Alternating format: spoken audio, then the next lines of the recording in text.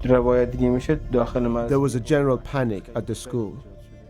The teachers very quickly called the parents and asked them to come and pick up their kids. The first day of the Iran war, as the US and Israel hit targets across the country, missiles travelling at hundreds of miles an hour were headed here. I was calling my son's name. I still believed he might be alive, and I kept searching for him. I was shouting, Seper, my son, where are you? Before this was rubble, before this was a bomb site, it was a primary school in Minab, on Iran's southern coast. It was a Saturday, the start of the school week. Children in class, teachers at work. No warning that they would become part of the war. In Tehran, the operation began before dawn, with several explosions reported in and around the capital. But that message hadn't reached parents in Minab, who were just getting their children dressed and ready for school. Children like Adrina Pega, who was in the first year. Her father spoke to Sky News. I sit with myself and think about her, about the moments we shared. We'd go play basketball whenever we could. This was part of our everyday life. This is a school that was attacked. Once my daughter's school bag was full of colored pencils and books. Now all I have is a burned bag in my hands. For the first time, Sky News has verified the identities of everyone from the school who was killed. 120 students, 73 boys and 47 girls, aged from 6 to 13, and 26 teachers who were killed in the strike. We built a database of every reported casualty, plotting names, ages, and classrooms into a spreadsheet. We cross-referenced hospital records, footage from morgues, and burial sites. We've used those videos along with satellite imagery and witness testimony to map the school in detail for the first time. This will help us later to piece together why the attack was so deadly. It is the most complete, verified list of victims from this attack. The attack was widely reported as targeting a girls' school, but our investigation shows that the majority of victims were boys. The school at the top of the picture here was in the southern part of Minab in southern Iran.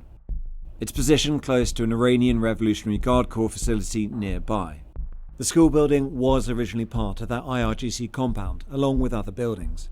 They had been walled off and separated from 2022. However, the school had been separated for more than a decade. By the end of October 2015, this had also been clearly walled off. CCTV footage released by Iran's Ministry of Foreign Affairs showed the first wave of strikes. We have verified this footage. The missiles come down here, in the top right of the picture. Several hit the IRGC compound, but the one we need to pay attention to is here, the fourth explosion on the right. Our analysis confirms this is almost certainly the initial strike that hit the school. A smoke cloud behind indicates a second missile hit close by. Video filmed immediately afterwards shows damage to the school, and it was extensive. When Sky News visited Minab in May, we saw that destruction firsthand. Entire sections of the school reduced to rubble. The layout of the school is important to explain why more boys died than girls. Our investigation found the boys' school sat on the ground floor of the building, directly underneath the girls'. Both sides of the school were damaged in the first wave, but the left side was completely destroyed. This is where the girls' and boys' prayer rooms were. And eyewitnesses have told us this is where teachers shepherded their students to make sure that everyone was accounted for.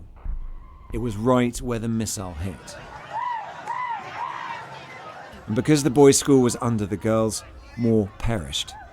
The high number was because the building collapsed on top of them. One of those boys was Seper Karimi, 9 years old. This is his father. When I reached the top of the hill and saw the school, I almost fainted. Nothing of the school had remained. I was just looking at the part where my son's classroom had been, and there was nothing left there at all.